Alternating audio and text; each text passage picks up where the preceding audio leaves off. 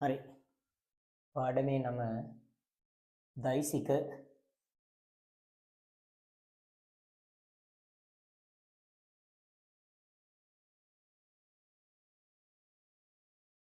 හරි. ඒක යටතේ අනුමාත්‍රාවක් දාගන්න අදිස රාශි.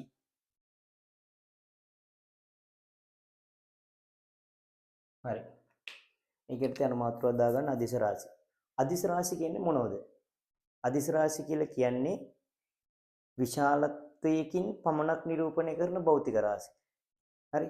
විශාලත්වයකින් පමණක් නිරූපණය කරන්න පුළුවන් භෞතික රාශි වලට කියනවා අදිස රාශි කියලා. හරි. එතකොට උදාහරණ විදියට ගත්තොත් අපි දුර කියනගෙන අදිස රාශිය. ඊළඟට වේගය අන්න අදිස රාශිය. එතකොට දැන් මේ කට්ටියට අපිට විශාලත්වය කිව්වට නිශ්චිත දිශාවක් කියන්න බෑ හරියට. එතකොට ඊළඟට ස්කන්ධය.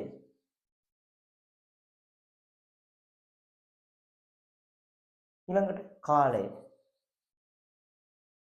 ඔන්න ඔය උදාහරණ කීපයක් දෙන්න පුළුවන්. එතකොට අදිස රාශියක් කියලා කියන්නේ විශාලත්වයකින් පමණක් නිරූපණය කරන්න පුළුවන් භෞතික රාශි වලට තමයි අදිස රාශි කියලා කියන්නේ. ඒ උදාහරණ මෙන්න. දුර, වේගය, ස්කන්ධය, කාලය මේක තව උදාහරණ කියන්න පුළුවන්. හරි. ඊළඟට දෛසික රාශි කියන්නේ මොනවද?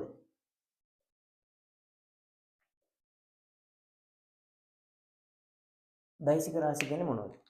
දෛසික රාශි කියලා කියන්නේ විශාලත්වයක් මෙන්ම දිශාවකින්ද නිරූපණය කරන්න පුළුවන් භෞතික රාශි වලට කියනවා දෛසික රාශි කියලා. හරි. මේක තව වැදගත් විදිහට කිව්වොත් විශාලත්වයක් සහ දිශාවකින් මෙන්ම දෛසික ආකලනය පිළිබඳ ත්‍රිකෝණ නියමයේ පිළිබඳ භෞතික රාශි තමයි දෛසික රාශි කියලා කියන්නේ. හරි සරලවම තියාගන්න විශාලත්වයකින් සහ දිශාවකින් නිරූපණය කරන්න පුළුවන් භෞතික රාශි වලට තමයි දෛසික රාශි කියලා කියන්නේ. හරි. දැන් උදාහරණ විදියට ගත්තොත් මේ විස්ථාපනය.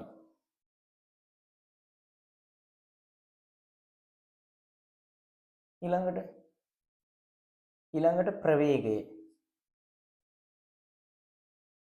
ඊළඟට ත්වරණය. ඊළඟට බලය. ඊළඟට ඔය බර. ඒ වගේ උදාහරණ දෙන්න පුළුවන්. හරි.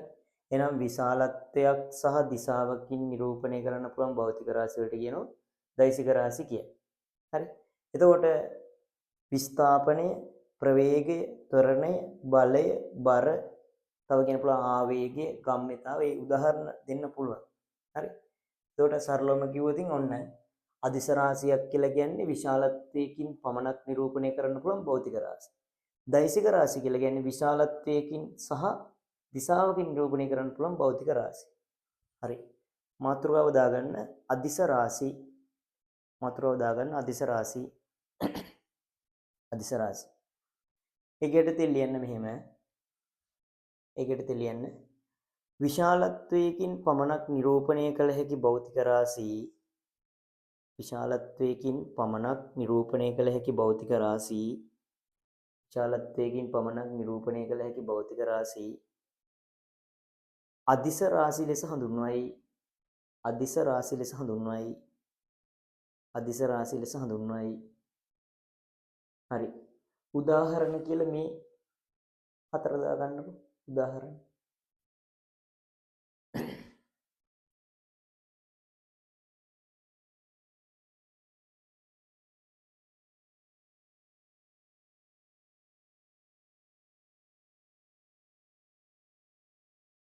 හරි. ඊළඟ අනුමාත්‍රාව දාගන්න දෛසික රාශි. දෛසික රාශි. ඊළඟ අනුමාත්‍රාව දෛසික රාශි. හරි. ඒකට ලියන්න මෙහෙම. විශාලත්වයකින් මෙන්ම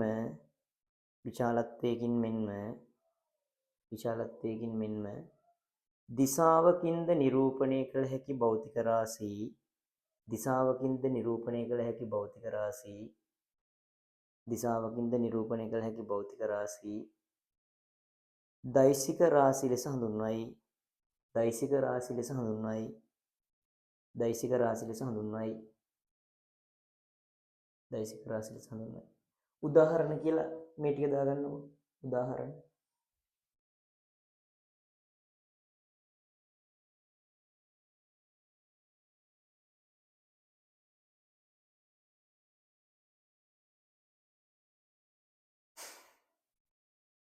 හරි.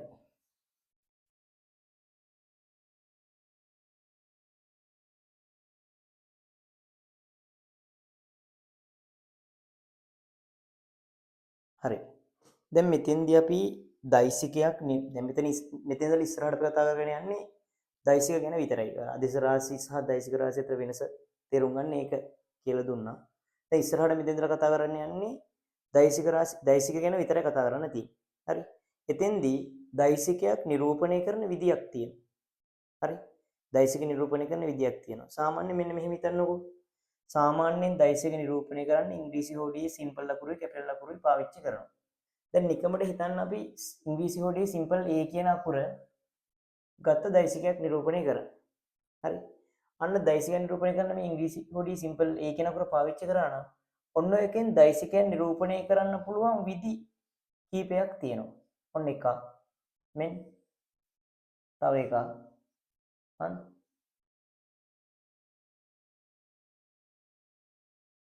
තේරෙනව වෙනස මොකද්ද? ඒ ඉංග්‍රීසි හොඩිය අකුර ලියලා යටින් වක්‍ර ඉරක් දැම්මා. ඒ අකුර ලිව්වා උඩින් ඊතලයක් දැම්මා. මේ අකුර පාට කරලා ලිව්වා. එතකොට මෙන්න මේ ඉංග්‍රීසි හොඩියේ සිම්පල් A කියන අකුර පාවිච්චි කරා නම් දෛසිකයක් නිරූපණය කරන්න ඒකෙන් මෙන්න මේ ක්‍රම තුනටම දෛසිකය නිරූපණය කරන්න පුළුවන්. හරි. අපි සාමාන්‍ය වැඩිපුර පාවිච්චි කරන්නේ මෙන්න මේක. හරි. එතෙන්දී සාමාන්‍යයෙන් අපි ගණන් හදද්දි මෙන්න මේ විදිහට ලියනවා මේක. හරි. වක්‍ර ඉරක් නැතුව මෙන්න මේ විදිහට දෛසිකයේ සංකේතවත් කරනවා. හරි. එතකොට මෙන්න මේක කියවන විදියක් තියෙනවා. මේක කියවන්නේ දැන් මේ A අකුරනේ. මේක කියවනවා A දෛසිකය. හරි. මේක කියවන්නේ මේ සිම්පල් A නේ. A දෛසිකය කියලා තමයි කියවන්නේ.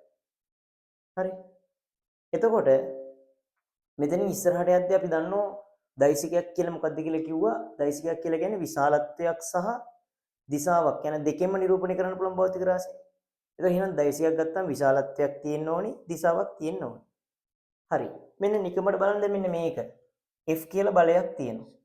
හරි ඔන්න බලය අන දෛසික ස්වරූපෙන් ලිව්වා. ඕක සමානයි. හිතන්න මෙන්න මේ දිශාවට ඔන්න ඔහමයි කියලා හිතන්නකෝ. අන්න මේ බලන්න මේ F කියන බලේ දෛසික ස්වරූපෙන් තියෙන්නේ. ඒතකොට විශාලත්වයක් තියෙනවා, දිශාවක් තියෙනවා. හරි.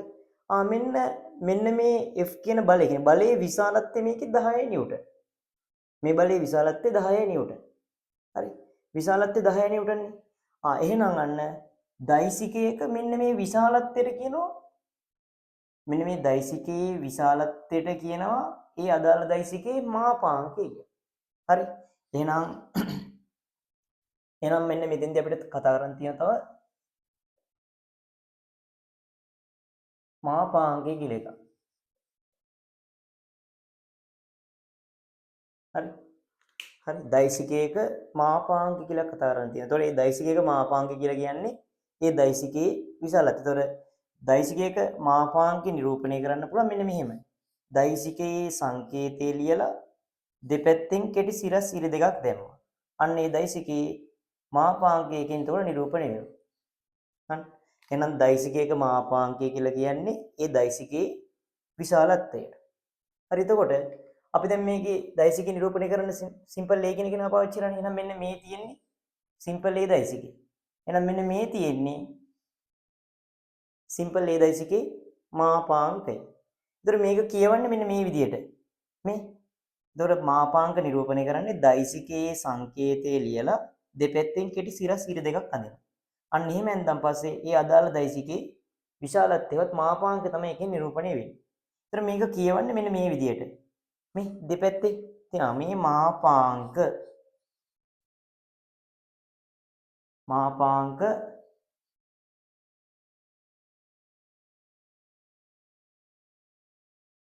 මාපාංක A දෛසිකය කියලා කියනවා. මේකම කියවන්න පුළුවන් අයි මාපා A දෛසිකය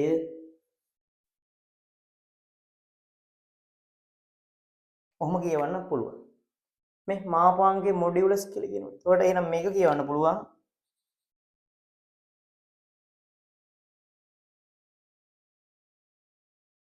මොඩියුලස් A දෛසිකය. ඔහොම කියවන්න පුළුවන්. තව මේකත් කෙටි කරලා ඕනනම් කියන්න පුළුවන් අපිට mod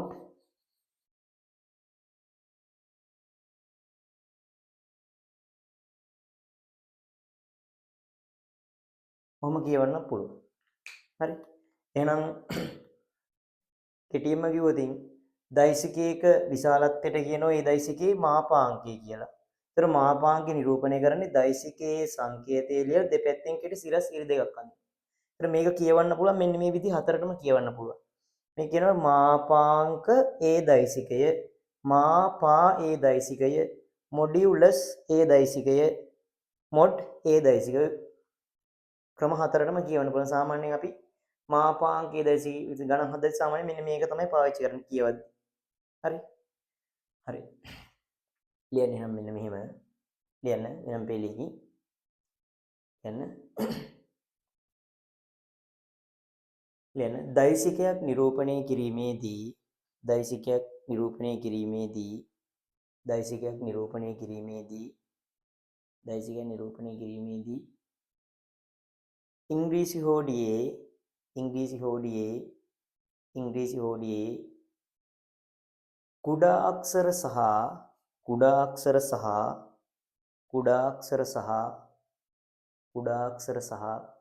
විශාල අක්ෂර යන දෙවර්ගයම භාවිතා කරයි.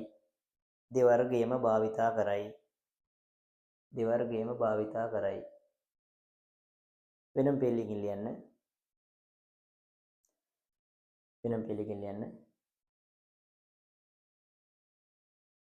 ඉංග්‍රීසි හෝඩියේ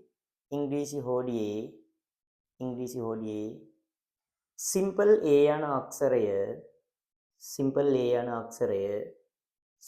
A යන අක්ෂරය දෛසිකයක් නිරූපණය කිරීම සඳහා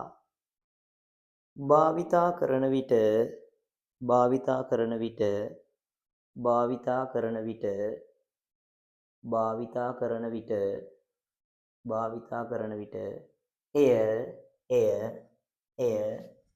මේ තුන ලියන්නකො කමාදාල මේ තුන කමාදාල ලියන්න. එය මේ තුන දාන්න ලියන්නකො කමාදාල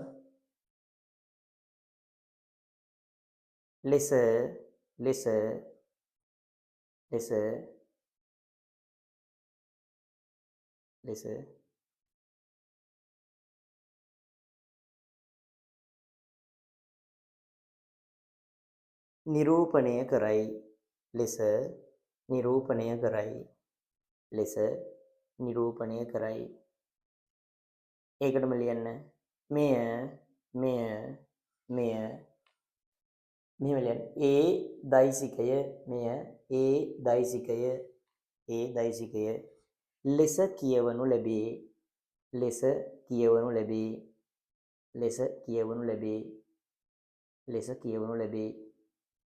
ලෙස කියවනු ලැබේ.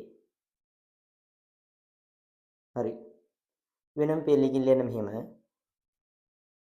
දෛසිකයක විශාලත්වයට එහි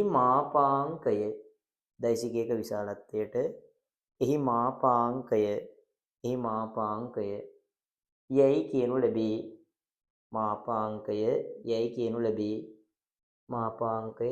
ලැබේ. හරි.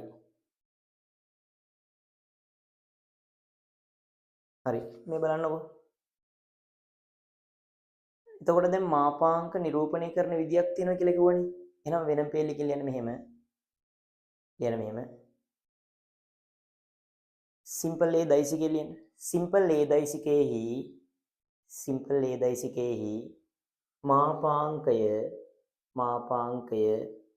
මාපාංකය වරහන් හිතුව දාගන්න මොඩියුලස් කියලා. වරහන් හිතුව දාගන්නකො මොඩියුලස් කියලා. මාපාංකය වරහන් වහන්න. මාපාංකය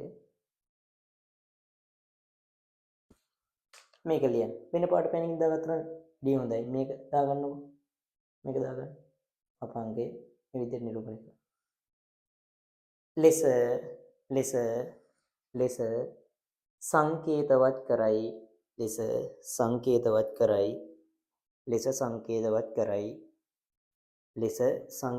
කරයි. ලියන වෙනම් පෙළීකින්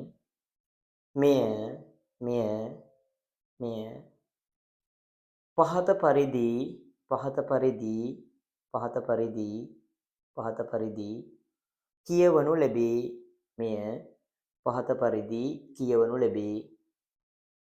පහත පරිදි කියවනු ලැබේ. හරි. මෙන්න මේ හතර ඉක්මනට දාගන්නකො කැට එක. මේ හතර දාගන්න ඉක්මනට.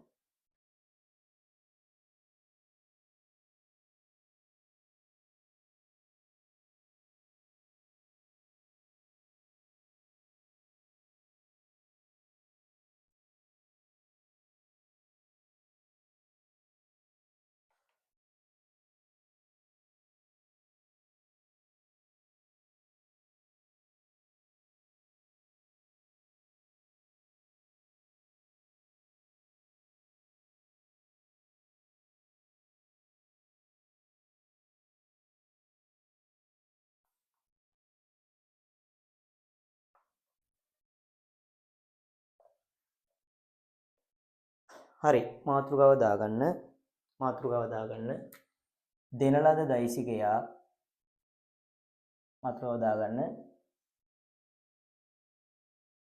දෙන ලද දෛසිකයක්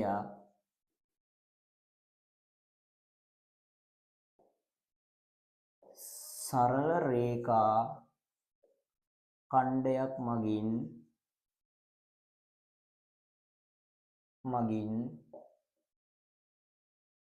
නිරූපණය කිරීම.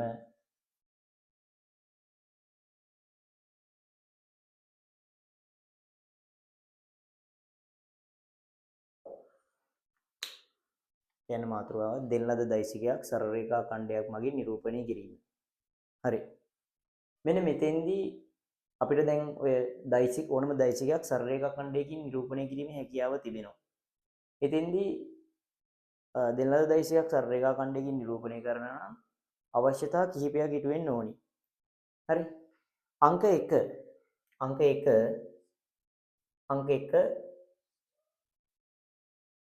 වැදගත් කරුණු 3යි. අංක 1 දෙන ලද දෛසිකයේ විශාලත්වය රේඛා ඛණ්ඩයේ දිග මගින් නිරූපණය වෙන්න ඕනි. ඒ කියන්නේ දෙන ලද දෛසිකයේ විශාලත්වය රේඛා ඛණ්ඩයේ දිග මගින් නිරූපණය කරන්න පුළුවන්කම තියෙන්න ඕන. හරි.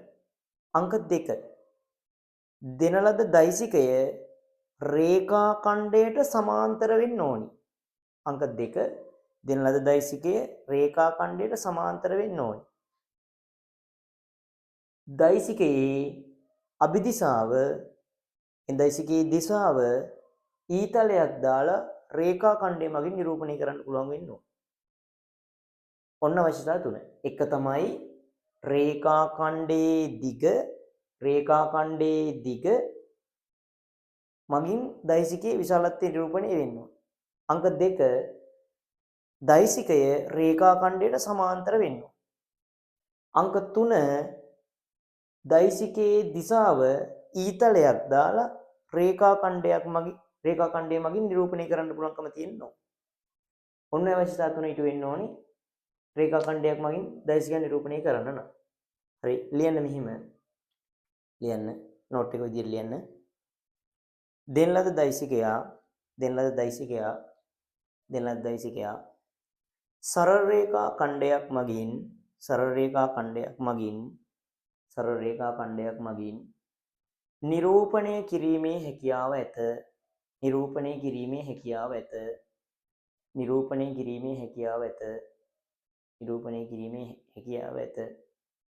ඒකටම ලියන්න.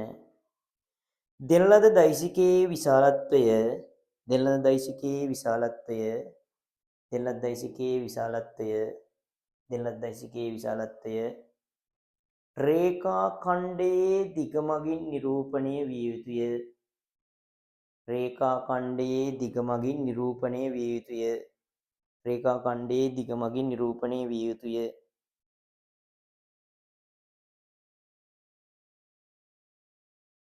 ඒකටම ලියන්න.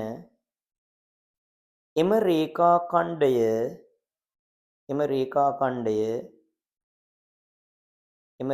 ඛණ්ඩය දෛසිකයට සමාන්තර විය යුතුය.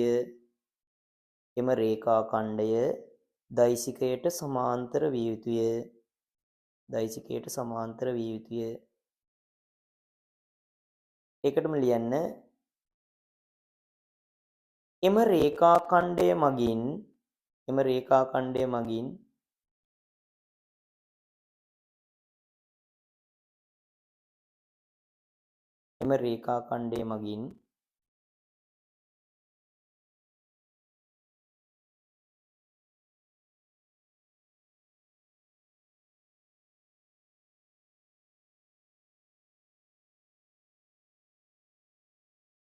හරි.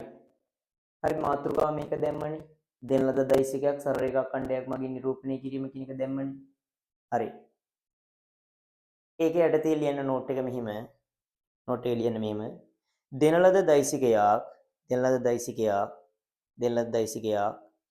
ලද දෛසිකයක් සරල රේඛා ඛණ්ඩයක් මගින් නිරූපණය කිරීමේ හැකියාව ඇත. දෙන ලද දෛසිකයක් සරල රේඛා ඛණ්ඩයක් මගින් නිරූපණය කිරීමේ හැකියාව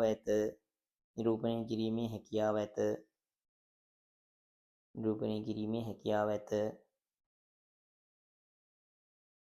ඒකටම ලියන්න. මේ සඳහා එම දෛසිකයේ විශාලත්වය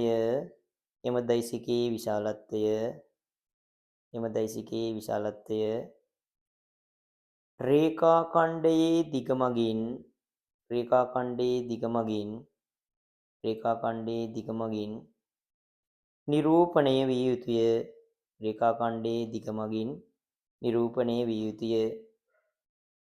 නිරූපණය විය යුතුය. ඒකටම ලියන්න. එම රේඛා ඛණ්ඩය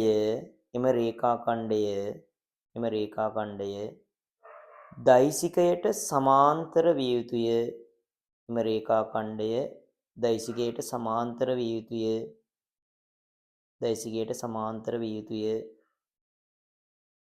ඒකටම ලියන්න. එමෙන්ම රේඛා ඛණ්ඩයෙහි ඊතලයක් යොදා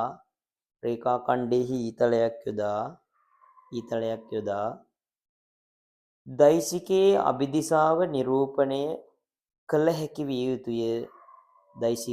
අභිදිශාව නිරූපණය කළ හැකි විය යුතුය. හරි. බලන්න දැන් බලමු අපි ඕක සිම්පල් A කියන දෛසිකය AB රේඛා ඛණ්ඩයෙන් නිරූපණය කරන අවස්ථාව බලමු. මේ බලන්නකෝ. AB කියන රේඛා ඛණ්ඩයකින් සිම්පල් A කියන දෛසිකය නිරූපණය කරන්න නම් අර අවශ්‍යතාව තුනම තමයි ඉටු වෙන්න ඕන. 1. සිම්පල් A දෛසිකයේ විශාලත්වය සමාන වෙන්න ඕනි AB දිගට. හරි. අංක 2. සිම්පල් A දෛසිකය සමාන්තර වෙන්න ඕනි AB රේඛා ඛණ්ඩය. අංක 3. සිම්පල් A දෛසිකයේ අභිදිශාව සමාන වෙන්න ඕනි AB දිශාවට. හරි. එහෙනම් අන්න බලන්න දෛසිකයක් රේඛා ඛණ්ඩයකින් නිරූපණය කරන්න නම් කියන්නේ සිම්පල් A කියන දෛසිකයේ AB කියන රේඛා ඛණ්ඩයෙන් නිරූපණය කරන්න නම් මෙන්න මේ අවශ්‍යතා තුන ඉටු වෙන්න ඕනේ. ඒ කියන්නේ A දෛසිකයේ විශාලත්වය AB දිගට සමාන වෙන්න ඕනේ. අංක 2. A දෛසිකයේ සමාන්තර වෙන්න ඕනේ AB රේඛා ඛණ්ඩය. ඒ වගේම අංක 3 A දෛසිකයේ අභිදිශාව සමාන වෙන්න ඕනි AB දිශාවට. එහෙනම් මෙන්න බලන්නකෝ. එහෙනම් ඔන්න ඔය අවශ්‍යතාව තුන ඉටු වෙනවා නම් මෙන්න මේ විදියට AB කියන රේඛා ඛණ්ඩේ සිම්පල් A කියන දෛසිකය ඔය විදිහට නිරූපණය කරන්න පුළුවන්. මෙන්න මේ අවශ්‍යතාව තුන ඉටු වෙනවනම්. එතකොට මෙන්න මේ අවශ්‍යතාව තුන ඉටු වෙනකොට දෛසිකයක් මෙන්න මේ විදිහට නිරූපණය කරන එකට කියනවා මේකට කියනවා ජ්‍යාමිතික නිරූපණයක් කියලා. මේ තියෙන ජ්‍යාමිතික නිරූපණය. එතකොට අපිට ඔක VGව නිරූපණය කරන්න පුළුවන්. බලන්නකෝ A ගින්දම් B ට නියතලයේ තියෙන්නේ එහෙනම් AB AB දෛසිකයේ සමානයි සිම්පල් A දෛසිකය. කොහොම ලියන්න පුළුවන්? එහෙම ලියන්න පුළුවන් ඉන්නේ මේ අවශ්‍යතාව තුන ඉටු වෙනකොට මේ විදිහට රේඛා ඛණ්ඩ දෛසිකය නිරූපණය කරන්නේ. මෙන්න ජ්‍යාමිතික නිරූපණය. මේකම VGව නිරූපණය කරන්න පුළුවන් මේ විදිහට. එතකොට AB දෛසිකයේ සමානයි A ගින්දම් B ට නියතලයේ තියෙන්නේ. AB දෛසිකයේ සමානයි සිම්පල් A දෛසිකය. ඔය විදිහට ලියන්න පුළුවන්. හරි. හරි ලියන්න මෙහිම ලියන්න AB රේඛා ඛණ්ඩයක් මගින් AB රේඛා ඛණ්ඩයක් මගින් සිම්පල් A දෛසිකයක් නිරූපණය කිරීම සඳහා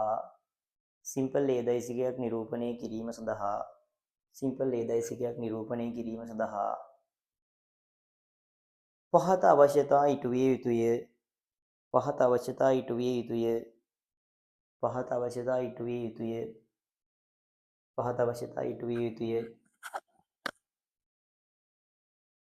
පහත අවශ්‍යතා ඉටු විය යුතුය. හරි. මේ තුන දාගන්න ඔය ඉක්මනට. ඉක්මනට දාගන්න.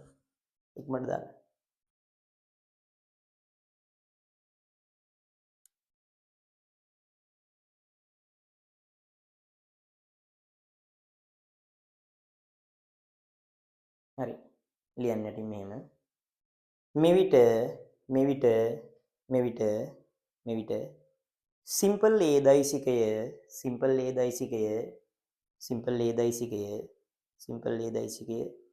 AB රේඛා ඛණ්ඩය මගින්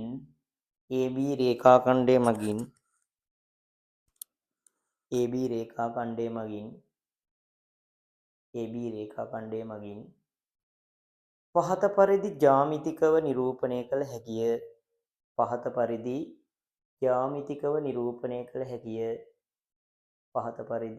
ජ්‍යාමිතිකව නිරූපණය කළ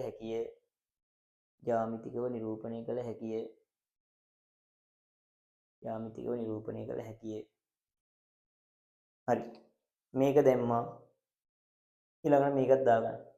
මේක තමයි VG නිරූපණය කියලා කියන්නේ. ඒක විශේෂයෙන් කියන්න ඕනේ මෙහෙම දාගන්න ඕනේ. මෙහෙම. හරි. පොඩි උදාහරණයක් බලමුකෝ.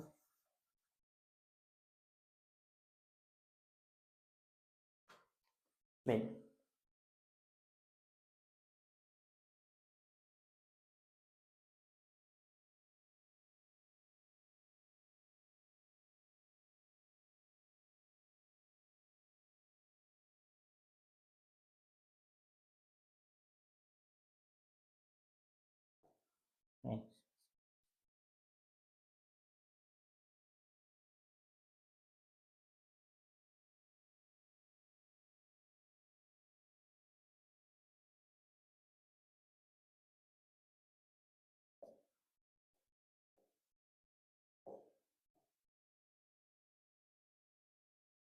හරි.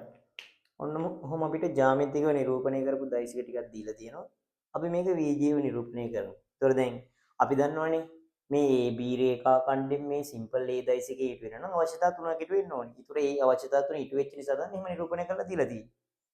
හරි. ඒතකොට මේකෙත් එහෙමයි. මේ හැම එකෙම එහෙම. ඒතකොට මේ AB රේඛා ඛණ්ඩෙන් මේ සිම්පල් A කියන දෛසිකය නිරූපණය කරන්න නම් අවශ්‍යතා තුනක් ඉටු වෙන්න ඕනේ. ඒ අවශ්‍යතා තුන ඉටු වෙච්ච නිසා තමයි මේ විදිහට නිරූපණය කරලා දීලා තියෙන්නේ. හරි.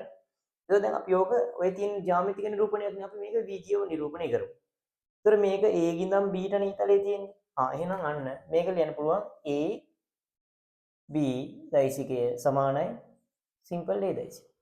එහෙනම් බලන්න මේක C B දිශාවටනේ තියෙනවා. C ගින්දම් B ට. එහෙනම් C B දෛසිකය සමානයි සිම්පල් B දෛසිකය. ඊළඟට C ගින්දම් D ටනේ ඉතලයේ තියන්න බලන්න. මේ දෛසික දිශාව. එහෙනම් CD දෛසිකය සමානයි සිම්පල් C දෛසිකය. එහෙනම් මේකේ තියෙන D ගින්දම් E ට. එහෙනම් D E දෛසිකයේ සමානයි සිම්පල් D දෛසික. මේකේ තියෙන්නේ F E. එහෙනම් F E දෛසිකයේ සමානයි සිම්පල් D දෛසික. අන්න මේ ජ්‍යාමිතිය නිරූපණය කරපු කෙනා වීජීව නිරූපණය කරලා පෙන්නන. හරි උදාහරණයක් මට ඔබ දාගන්නවා.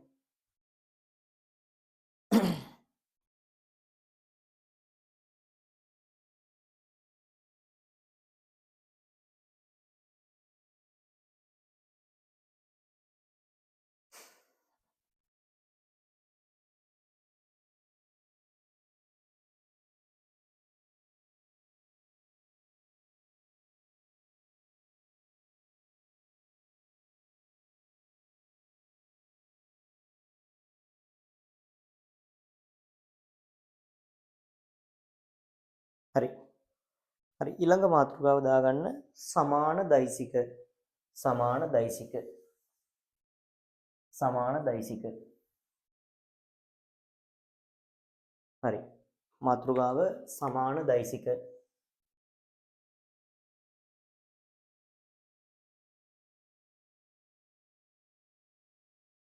හරි. සමාන දෛසික. මෙන්න මේ බලන්න මේක. සිම්පල් A කියලා දෛසිකයක් තියෙනවා. තව සිම්පල් B කියලා දෛසිකයක් තියෙනවා. ඔන්න ඔය දෛසික දෙක සමාන වෙන්න නම් අවශ්‍යතා තුනක් ඉටු වෙන්න ඕනේ. දැන් දන්නවා. තුනක් ඉටු වෙන්න ඕනේ. සිම්පල් A කියන දෛසිකයයි B දෛසිකයයි සමාන වෙන්න නම් අන්න සිම්පල් A දෛසිකයේ විශාලත්වය B දෛසිකයේ විශාලත්වයට සමාන වෙන්න ඕනේ. අපි කලින් කතා කරමු අවස්ථා තුනම තමයි. සිම්පල් A දෛසිකයේ විශාලත්වයයි සිම්පල් B දෛසිකයේ විශාලත්වයයි සමාන වෙන්න ඕනේ. අංක 2 සිම්පල් A දෛසිකයේ අභිදිශාව එහෙනම් A හි දිශාව සමාන වෙන්න ඕනේ B දෛසිකයේ දිශාව. ඊළඟ එක A දෛසිකයේ සමාන්තර වෙන්න ඕනේ B දෛසිකය. හරි ඒක මෙතන ලියුවනම් අවුලන්නේ. හරි එහෙනම් දෛසික දෙකක් සමාන වෙනවා නම් මෙන්න මේ අවශ්‍යතාව තුන ඉටු වෙන්න ඕනේ. A දෛසිකයේ විශාලත්වය B දෛසිකයේ විශාලත්වයට සමාන වෙන්න ඕනේ. A දෛසිකයයි B දෛසිකයයි සමාන්තර වෙන්න ඕනේ. A දෛසිකයේ දිශාවයි B දෛසිකයේ දිශාවයි සමාන වෙන්න ඕනේ. අන්න එහෙම වෙනව නම් අපිට කියන්න පුළුවන් සිම්පල් A දෛසිකය සමානයි B දෛසිකය කියලා. හරි. හරි. කියන්න මෙහෙම. මාතෘකාව දැම්මනේ සමාන දෛසික කියලා. ඒක ඇටි ලියන්න මෙහෙම. එන දෛසික දෙකක් සමාන වීම සඳහා දෛසික දෙකක් සමාන වීම සඳහා දෛසික දෙකක් සමාන වීම සඳහා ඒවායේ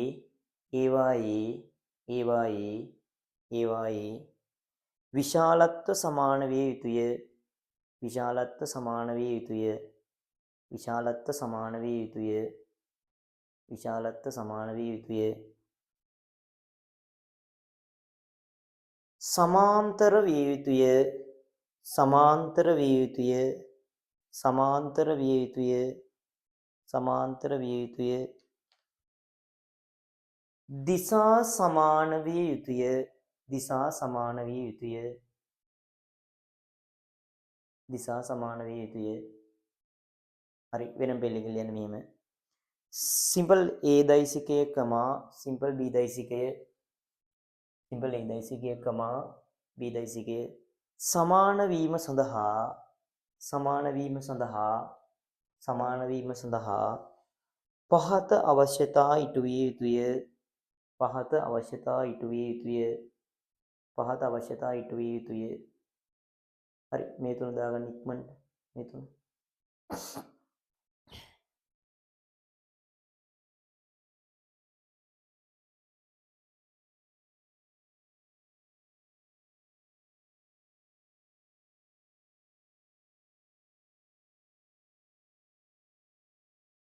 හරි යටින් ලියන්න මෙහෙම.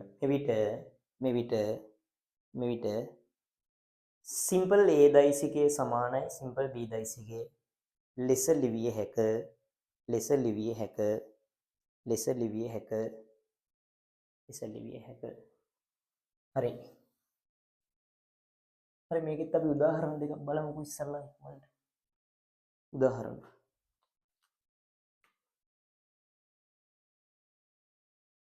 अंक 1 මේ බලන්න.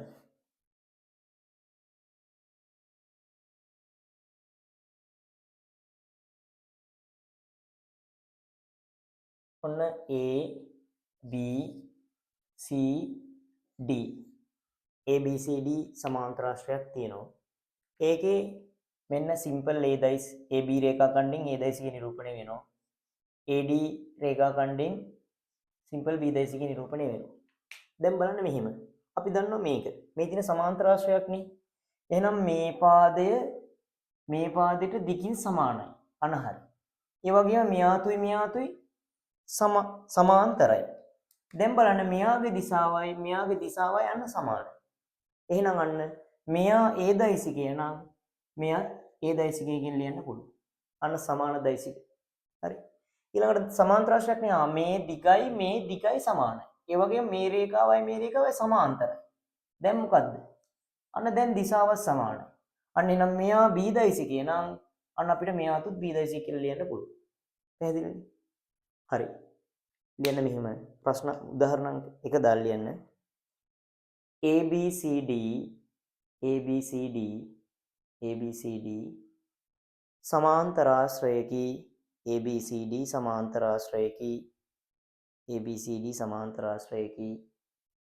ABCD සමාන්තරාශ්‍රයකි එහි මෙන්න AB දයිසිකය සමානයි සිම්පල් A දයිසිකයද AB දයිසිකය සමානයි සිම්පල් A දයිසිකයද AD දයිසිකය සමානයි සිම්පල් B දයිසිකයද වේ. AD දයිසිකය සමානයි සිම්පල් B දයිසිකයද වේ. BC දයිසිකය සහ DC දයිසිකය සොයන්න. BC දයිසිකය සහ DC දයිසිකය සොයන්න. හරි. මෙන්න බලන්නකෝ. BC දයිසිකය සමානයි කවුද එහෙනම්? BC දයිසිකය සමානයි සිම්පල් B දයිසිකය. DC දයිසිකය සමානයි සිම්පල් A දයිසිකය. හරි. ඉක්මනට ඔන්න සටහන දාගන්න. ඔරිය දාගන්න.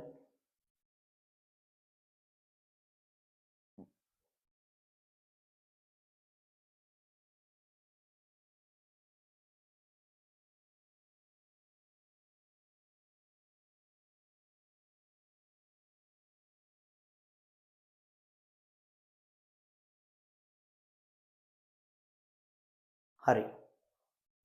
බලමු ඊළඟ උදාහරණය. උදාහරණ අංක 2.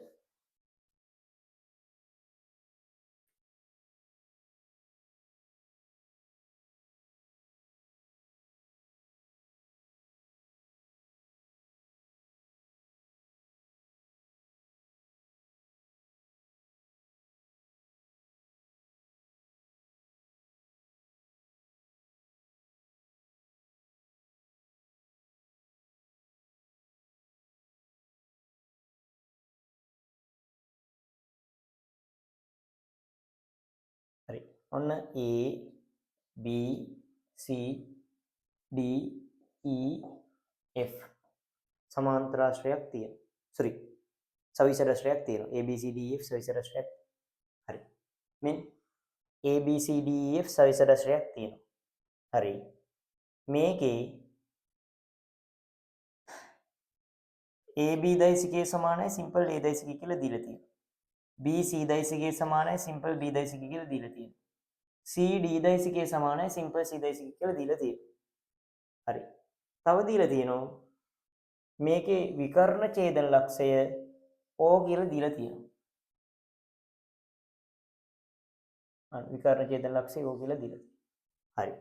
දැන් අපි දන්න මෙන්න මෙහෙම. සවිසර ආශ්‍රයක මේ පාද හයම දිගින් සමානයි. ඒ වගේම මෙන්න මේ දිග වගේ දෙගුණයයි මේ දිග විකර්ණය. හරි. මේ දිග වගේ දෙගුණයයි මේ දිග. තව දෙයක් මේ විකර්ණ සමච්ඡේදනය වෙනෝනේ. එහෙනම් මේ දිග වගේ දෙගුණය නම් මේ දිග මේකත් දෙකට බෙදිලානේ. එහෙනම් මේ දිගට මේ දිග සමානයි. මේ දිගට මේ දිග සමානයි. ඒ වගේම මේ පාදයේ දිග මේ පාදය මේ විකර්ණයට සමාන්තර වෙනවා. හරි. එතකොට අපි දන්නවා මේ පාදයේ දිග වගේ දෙගුණයයි මේ පාදේ. ඒ වගේම මෙයා සහ මෙයා සමාන්තර වෙනවා. ඒ වගේම මේ විකර්ණ සමච්ඡේදනය වෙනවා. එහෙනම් මේ දිගට මේ දිග සමානයි. මේ දිගට මේ දිග සමානයි කියනවා. මේ දිගට මේ දිග සමානයි. හරි. හරි. දැන් අපිට මේකේ මෙන්න මේ දෛසික ටික හොයන්න පුළුවන්. දැන් බලන්න මෙන්න මේක. මෙන්න මේ දෛසික හොයන්න පුළුවන් මේ. මෙන්න මේ කෙනා OC කියන කෙනා හොයන්න පුළුවන්. ඊළඟට FO කියන කෙනා හොයන්න පුළුවන්. ඊළඟට ED කියන කෙනා හොයන්න පුළුවන්. ඊළඟට මෙන්න මෙයා හොයන්න පුළුවන්. AO OD හොයන්න පුළුවන්. මෙන්න මෙයා හොයන්න පුළුවන්. ඊළඟට මෙන්න මෙයා හොයන්න පුළුවන්. ඊළඟට මෙයා හොයන්න පුළුවන්. මෙයා හොයන්න පුළුවන්. ආයෙත් මෙන්න බලන්න දැන්. මේ ටික අපි ලියමු. ඉස්සල්ලාම ලියමුකෝ OC. OC දෛසිකයේ සමානයි මොකක්ද දෙන්නේ? OC දෛසික කියලා කියන්නේ. අන්න බලන්න මේ දිගයි සමානයි. ඒ වගේම මෙයාතුයි සමාන්තරයි. එහෙනම් අන්න මෙයාගේ දිශා සමාන නිසා මෙයා A නම් මෙයත් Aම තමයි. එහෙනම් අන්න OC දෛසිකයේ සමානයි සිම්පල් A දෛසික. ඒ වගේම මෙයාතුයි දිගින් සමානයි. ඒ වගේම සමාන්තරයි. අන්න දැන් දිශා සමාන වෙලා. එහෙනම් FO දෛසිකයේ සමානයි සිම්පල් A දෛසික කියලා ලියන්න පුළුවන්. ඊළඟට අන්න මේ දිගයි සමානයි. ඒ වගේම සමාන්තරයි. දැන් දිශා සමානයි. එහෙනම් ED දෛසිකය සමානයි සිම්පල් A දෛසික කියලාම ලියන්න පුළුවන්. පැහැදිලි? හරි. ඊට පස්සේ යන්න බලන්න මේ විදිහට මේ සෙට් එකත් හොයන්න පුළුවන්. අන්න බලන්න මේ දිගයි සමානයි. ඒ වගේම සමාන්තරයි. අන්න දැන් දිශාවත් සමානයි. එහෙනම් AO දෛසිකය සමානයි සිම්පල් B දෛසිකය. ඒ වගේම මෙයත් ඒ වගේ නෙමෙයි. විශාලත්ව සමානයි, සමාන්තරයි, දිශා සමානයි. එහෙනම් OD OD දෛසිකය සමානයි A සිම්පල් B. ඒ වගේ මෙයාතුයි යන්න බලන්න. විශාලත්ව සමානයි, සමාන්තරයි, දිශා සමානයි. එහෙනම් FE දෛසිකය සමානයි සිම්පල් B දෛසිකය. ඊළඟට මෙයා සහ මෙයා දිගින් සමානයි, සමාන්තරයි, දිශා සමානයි. එහෙනම් BO දෛසිකය සමානයි සිම්පල් C දෛසිකය.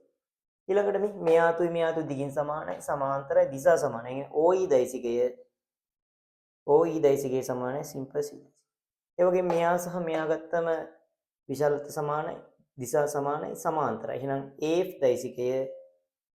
දෛසිකය සමානයි C දෛසිකය. ඔන්න සමාන දෛසික කියන එකට ලොකුම උදාහරණයක් විදිහට ගන්න පුළුවන්.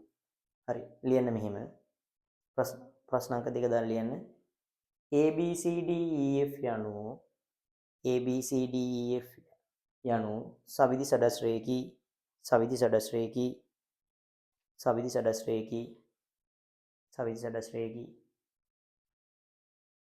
එහි කේන්ද්‍රය O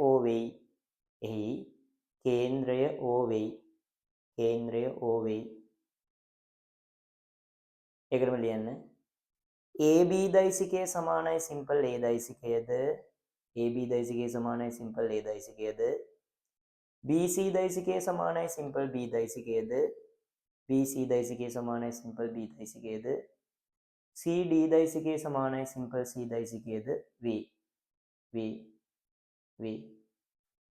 මේ ටික ලියන්න. OC දෛසිකයකමා FO දෛසිකයකමා ED දෛසිකයකමා AO දෛසිකයකමා OD දෛසිකයකමා FE දෛසිකයකමා BO දෛසිකයකමා OE දෛසිකයකමා AF දෛසිකය සොයන්න. හරි ඉක්මනට දාගන්නකො මේ සටහන.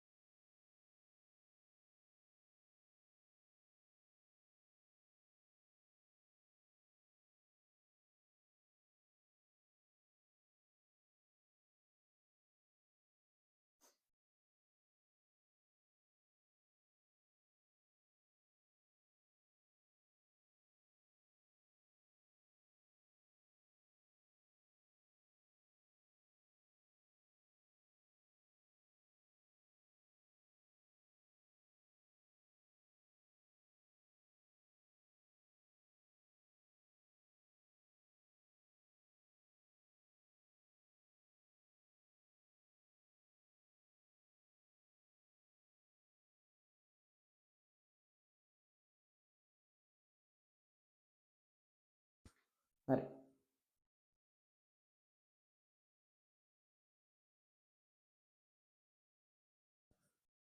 හරි ලියන්න මාතෘකාව ඊළඟ මාතෘකාව ලියන්න ඍණ දෛසිකය මාතෘකාව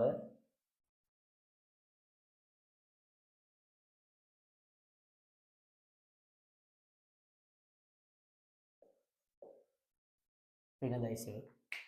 හරි ඍණ දෛසිකය කියලා කියන්නේ මොකද්ද? හරි මෙන්න ඍණ දෛසිකය කියලා කියන්නේ මෙන්න සිම්පල් A කියලා දෛසිකයක් තියෙනවා. මෙයාගේ ඍණ දෛසිකය කියලා කියන්නේ ඍණ A කියන එක. ඔන්න ඕක. එහෙනම් ඍණ A දෛසිකය කියලා කියන්නේ මොකද්ද? සිම්පල් A දෛසිකයේහි ඍණ දෛසිකය කියලා කියන්නේ ඍණ A දෛසිකය. එහෙනම් මෙන්න මෙච්චරයි. සිම්පල් A දෛසිකයට විශාලත්වයෙන් සමාන්තර හැබැයි දිශාවෙන් ප්‍රතිවිරුද්ධ දෛසිකය තමයි ඍණ දෛසිකය කියලා කියන්නේ. හරි. එහෙනම් සිම්පල් A දෛසිකයට විශාලත්වයෙන් සමාන්තර දිශාවෙන් ප්‍රතිවිරුද්ධ දෛසිකය තමයි ඍණ A දෛසිකය කියලා අර්ථ දක්වන්නේ. එතකොට අන්න ඍණ කියන ඉන්න හේතුව තමයි මෙයාගේ දිශාවට ප්‍රතිවිරුද්ධ දිශාව තමයි මෙයාට තියෙන්නේ. අන්න දිශාව ප්‍රතිවිරුද්ධ වීම නිසා තමයි මෙයාට මේ ඍණ ලකුණක් එන්නේ. ඍණ දෛසිකය කියන්නේ ඔන්න ඔකයි සරලව. එහෙනම් මොකද්ද? සිම්පල් A දෛසිකයේ විශාලත්වයට සමාන්තර වූ ඒහි දිශාවට ප්‍රතිවිරුද්ධ දිශාවක් ඇත්තා වූ දෛසිකය තමයි ඍණ A දෛසිකය කියලා අර්ථ දක්වන්නේ. හරි ලියන්න මෙහෙම. සිම්පල් A දෛසිකයේහි විශාලත්වයට සමාන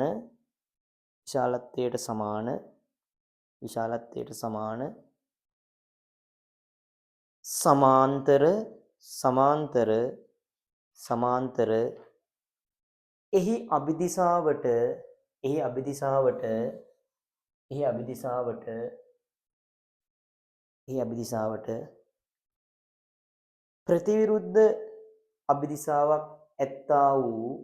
එහි අභිදිශාවට ප්‍රතිවිරුද්ධ අභිදිශාවක් ඇත්තා වූ දෛසිකය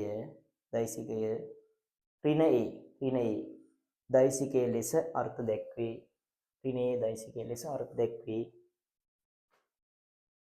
හරි. උදාහරණයක් බලමු මේක අපි. මෙන්න උදාහරණයක්. මෙන්න සමාන්තර රාශියක්ම ගන්න. මෙන්න ඔන්න A B C D ABCD සමාන්තර රාශියක් තියෙනවා. ඕකේ මෙන්න සිම්පල් A කියලා දෛසිකයක් තියෙනවා. මෙන්න සිම්පල් B කියලා දෛසිකයක් තියෙනවා.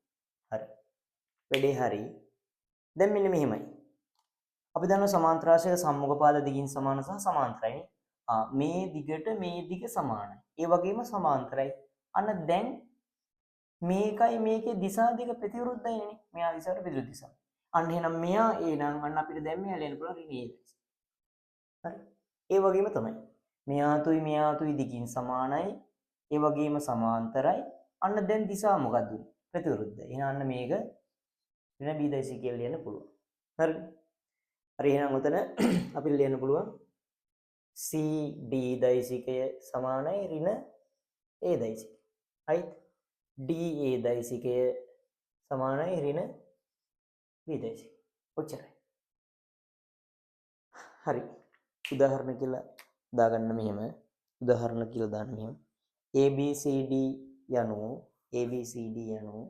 ABCD යනු සමාන්තර ආශ්‍රයකි ABCD යනු සමාන්තර ආශ්‍රයකි. එහි AB දෛසිකය සමානයි සිම්පල් A දෛසිකයද AB දෛසිකය සමානයි සිම්පල් A දෛසිකයද AB දෛසිකය සමානයි සිම්පල් A දෛසිකයද BC දෛසිකය සමානයි සිම්පල් B දෛසිකයද වේ. BC දෛසිකය සමානයි සිම්පල් B දෛසිකයද වේ. CD දෛසිකය සහ DA දෛසිකය සොයන්න. CD දෛසිකය සහ DA දෛසිකය සොයන්න. හරි ඉක්මනට සටහන දාගන්න.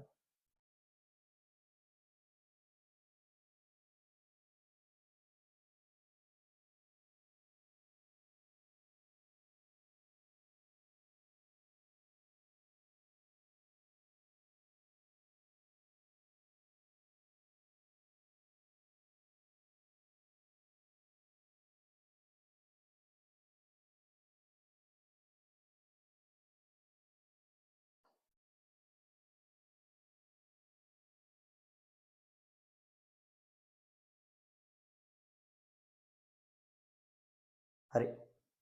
හරි බලන්න. ඕකෙම තව වැදගත් දෙයක් තියෙන පොඩ්ඩක් කියලා දෙන්න බලන්න. මේ ඊළඟට මෙන්න AB කියලා රේඛා ඛණ්ඩයක් තියෙනවා. හරි. අන්න AB කියන රේඛා ඛණ්ඩයේ සිම්පල් A කියලා දෛසිකය නිරූපණය කරලා තියෙනවා. හරි මේක ලියන්න පුළුවන් අපිට මෙහෙම එන. AB දෛසිකය සමානයි සිම්පල් A දෛසිකය. අන්න බලන්න. මං A ඉඳන් B ටනේ. BA දෛසිකය ලියුවොත් මොකක්ද ලියන්නේ? BA. BA ගේ දිශාවයි A ගේ දිශාවයි ප්‍රතිවිරුද්ධයි. සිම්පල් A දෛසික දිශාවයි BA ගේ දිශාව ප්‍රතිවිරුද්ධයි. එහෙනම් මේක ලියන්න පුළුවන් අපිට ඍණ A දෛසිකය කියලා. මෙන්න මෙතන මේ A දෛසිකය වලට මම දානවා AB කියලා. මේ BA දෛසිකය සමානයි ඍණ ලකුණම ලිව්වා. මේ A වෙනුවට දාන්න පුළුවන් අපිට කවුද? AB දෛසිකය. අන්න වැදගත් ප්‍රතිඵලයක් ආවා. ගණන් හදද්දි ගොඩක් වැදගත්. මේ BA දෛසිකය සමානයි ඍණ ලකුණම වලට දැම්ම AB කියලා.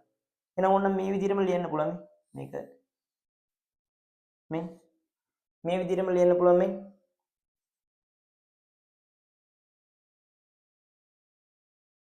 මොකද්ද? CD දෛසිකය සමානයි. අකුරු දෙක මාරු කරා ඍණ ලකුණ මුලට දැම්මනේ. DC දෛසිකය. ඒ වගේම ඔන්න PQ දෛසිකය සමානයි ඍණ ලකුණ මුලට දැම්ම අකුරු දෙක මාරු කරා. QP දෛසිකය. පැහැදිලිද? අන්න ඔක වැදගත් ප්‍රතිඵලය. හරි ලියන්න මෙහිම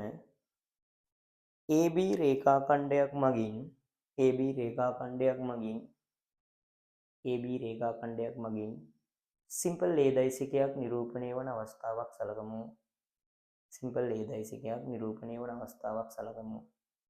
හරි ඉක්මනට ඔක දාගන්න.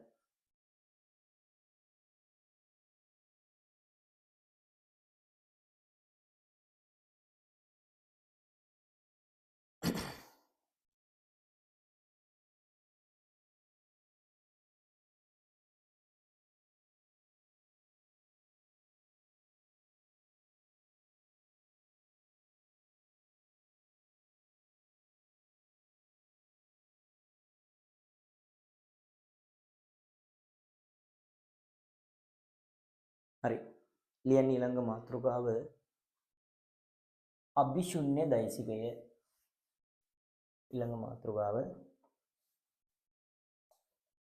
ඊළඟ මාතෘකාව දාගන්න අභිශුන්‍ය දෛසිකය.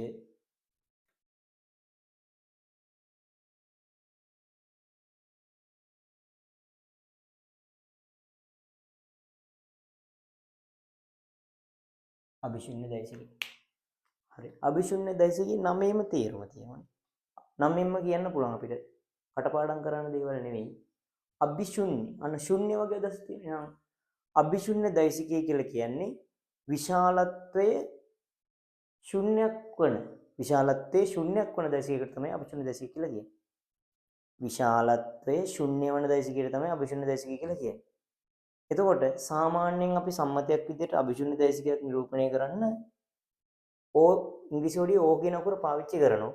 අන්න O කියන අකුර පාවිච්චි කරාට පස්සේ ඒකෙන් ඔන්න අභිශුන්‍ය දෛසිකය නිරූපණය කරන්න පුළුවන් විදි තුන. අරකම තමයි. අර විදි තුනම සාමාන්‍ය සම්මතයක් විදිහට එතකොට අභිශුන්‍ය දෛසිකය නිරූපණය කරන්න ඉංග්‍රීසි වලින් O කියන අකුර පාවිච්චි කරනවා. මෙන්න මේ ක්‍රම තුනටම නිරූපණය කරන්න පුළුවන්. හරි. එතකොට අභිශුන්‍ය දෛසිකයක් නේ හරි. අභිශුන්‍ය දෛසිකයක් කියලා කියන්නේ මොකද්ද? ඒ දෛසිකයේ මාපාංකය බිඳුවක් වෙනවා. විශාලත්වයේ ශුන්‍යයක් වන දෛසිකය අභිශුන්‍ය දෛසිකයක් කියලා අර්ථ දක්වනවා. හරි. හරි ලියන්න මෙහෙම. විශාලත්වය ශුන්‍ය වූ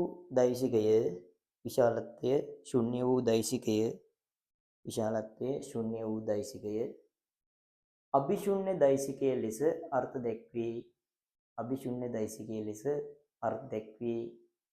අභිශුන්‍ය දෛසිකය ලෙස අර්ථ දැක්වේ. ඒකටම ලියන්න. අභිශුන්‍ය දෛසිකයක් මෙන්න මේ ටික ලියන්න ඔක්කොම අදාලා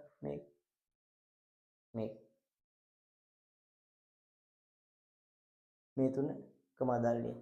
අභිශුන්‍ය දෛසිකයක් කියලා ලිව්වා. අභිශුන්‍ය දෛසිකයක් මොකද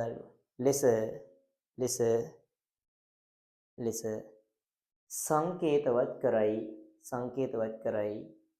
සංකේතවත් කරයි මෙහි මේක ලියුවා මේක ලියන්න මේක සමාන බිංදුව වේ හරි වැදගත් දෙයක් මෙන් උදාහරණයක් නිකමට කියන්නකෝ ආරම්භක ප්‍රවේගය මේ වස්තුවක් නිශ්චලතාවයෙන් පටන් ගන්නවා කියලා හිතන්නකෝ අන්න ආරම්භ ප්‍රවේගය බිංදුවයි ms වෙන එකයි කියලා කියනවනේ ආරම්භ ප්‍රවේගය. ඒතර අන්න ආරම්භයේ නිශ්චලතාවයෙන් පටන් ගන්නවා. එහෙනම් ආරම්භ ප්‍රවේගය බිංදුවයි. අගේ බිංදුවයි. චලත බිංදුවයි. එහෙනම් අන්න මේ මොහොතේ මෙයාට දිශාවක් කියන්න බෑනේ.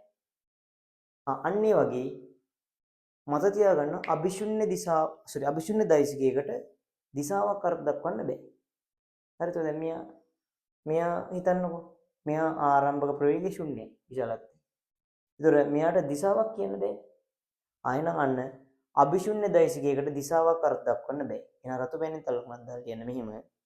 රතු පෑනෙන් තලකුණක් දාලා කියන්න. අභිශුන්‍ය දෛසිකයක් සඳහා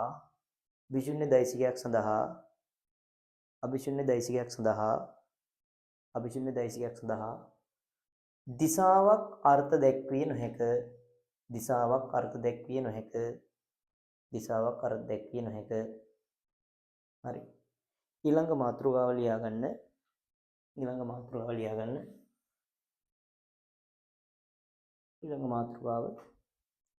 ඒකක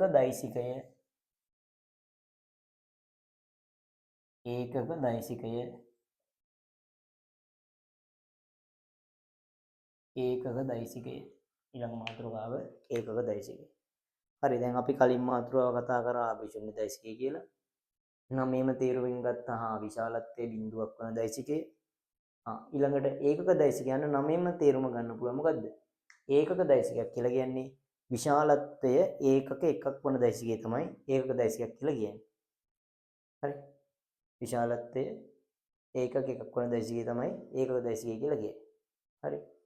දැන් බලන්න මෙන්න මෙහෙම. දැන් හිතන්න මෙන්න මෙහෙම. අපි සාමාන්‍ය දෛසිකයක් නිරූපණය කරන්නේ ওই විදිහටනේ. සාමාන්‍ය දෛසිකයක් ওই විදිහට නිරූපණය කරනවා. එතකොට සාමාන්‍ය දෛසිකයේ සංකේතය ලියලා මෙන්න මෙහෙම උඩින් කිරුලක් පළඳවනවා. ඒ කියන්නේ තොප්පියක් දානවා. අන්න කිරුලක් පළඳුවා. මෙන්න මේකෙන් නිරූපණය වෙන්නේ ඒකක දෛසිකයක්. හරි. එහෙනම් ඒකක දෛසිකයක් නිරූපණය කරද්දී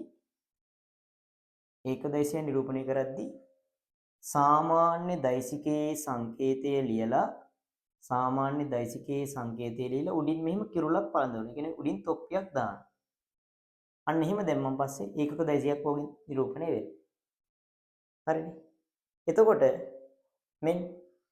එතකොට මෙන්න මේක අර කියන්නේ තොප්පියට කියනවනේ අපි හැට් කියලා. එහෙනම් මෙන්න මේක කියවන්න පුළුවන් අපිට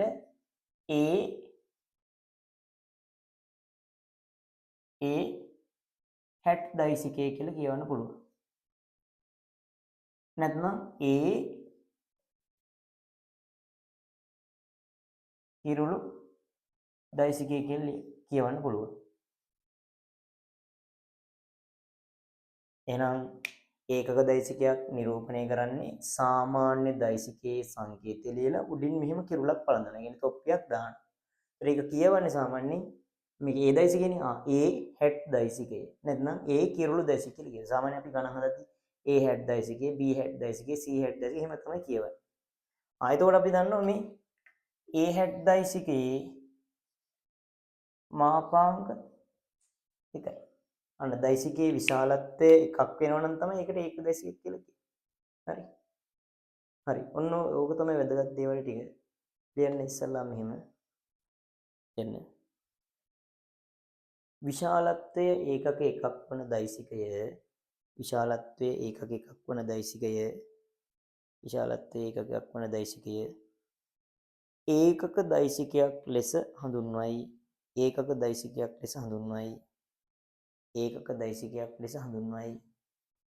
ඒකක දෛසිකයක් ලෙස හඳුන්වයි. හරි නිකමට හිතන්න මෙන්න මේක. බලයක් තියෙනවා 1 නිව්ටන්. අන්න මේක විශාලත්වය 1. දිශාව මට මෙතන දාන්නේ බලය යන බලය 1 නිව්ටන්. අන්න බලය 1 නිව්ටන් කියලා කියන්නේ විශාලත්වය 1. එහෙනම් ලියන වෙනම පෙළකින් උදාහරණ ලෙස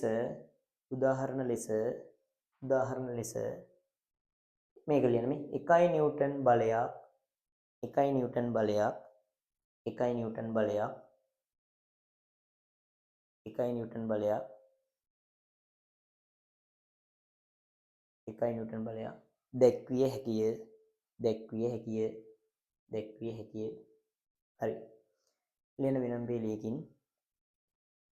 ඒකක දෛසිකයක් නිරූපණය කිරීමේදී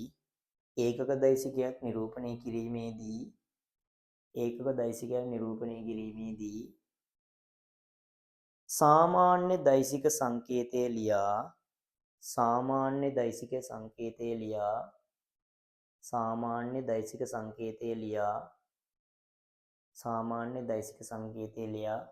එයට කිරුළක් පැළඳවීම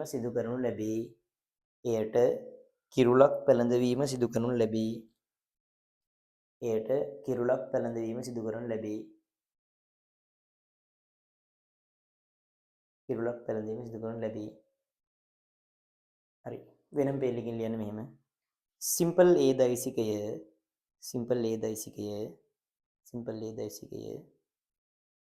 ඒකක දෛසිකයක් නිරූපණය කිරීම සඳහා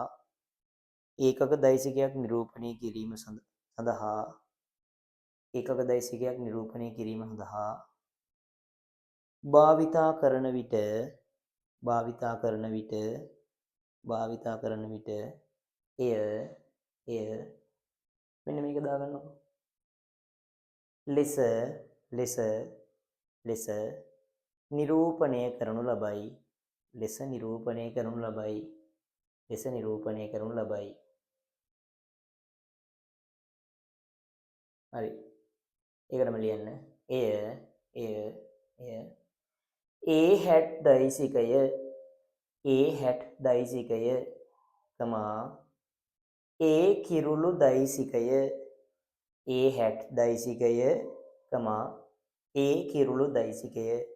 ලෙස කියවනු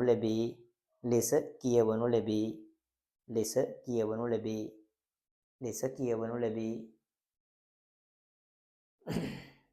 හරි තවද මෙන්න මේක සමාන 1 කියලා ලියන්න. තවද මේක සමාන 1 v හරි තව වැදගත් දේවල් ටිකක් තියෙනවා කියන්න පොඩ්ඩක් බලා ගන්න. මෙහෙම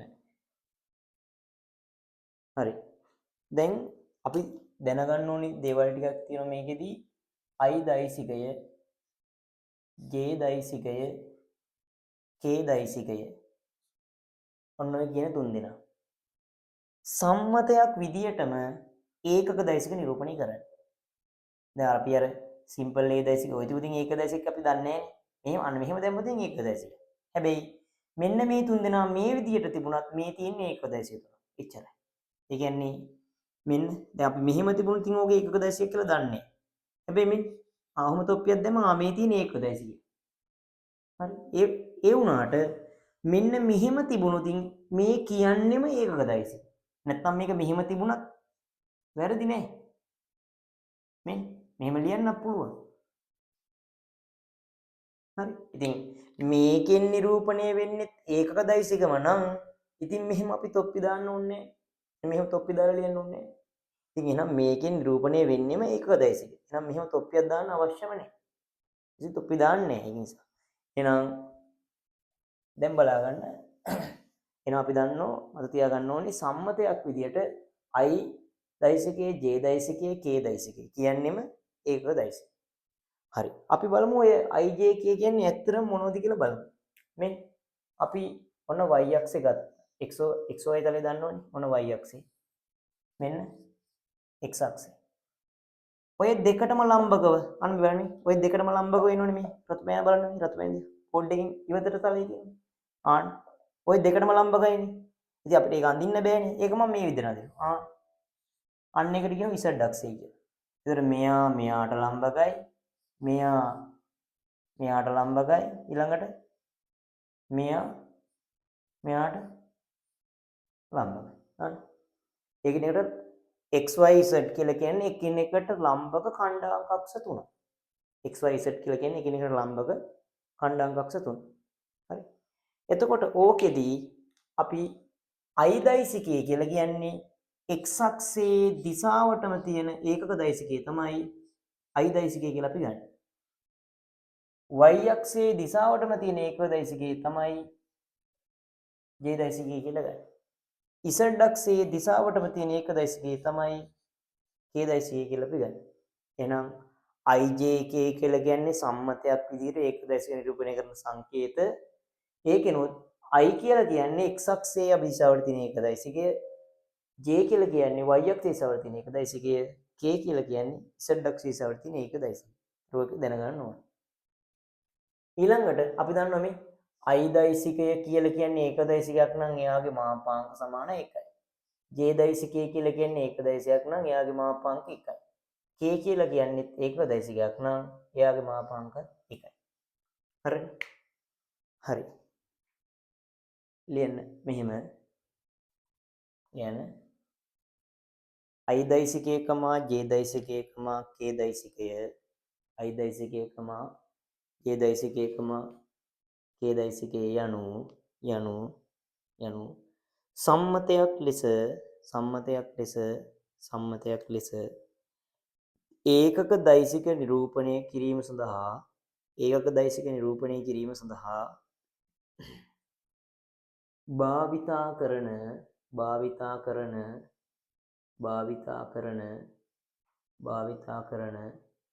සංකේත වේ. මෙහිදී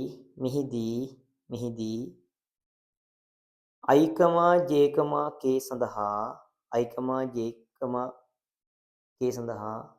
කිරුළක් පැළඳවීම අත්‍යවශ්‍ය නොවේ.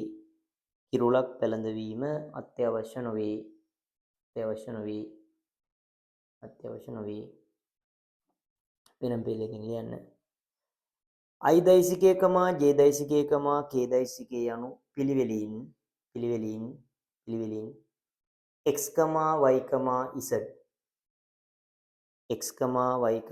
z අක්ෂවල දිශා ඔස්සේ පවතින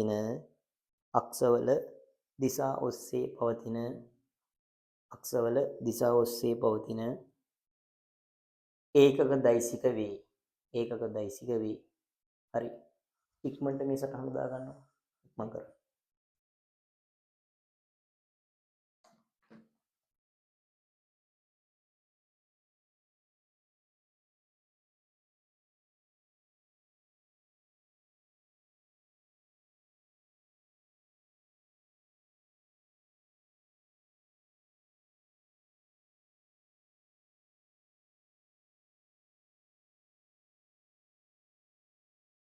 හරි.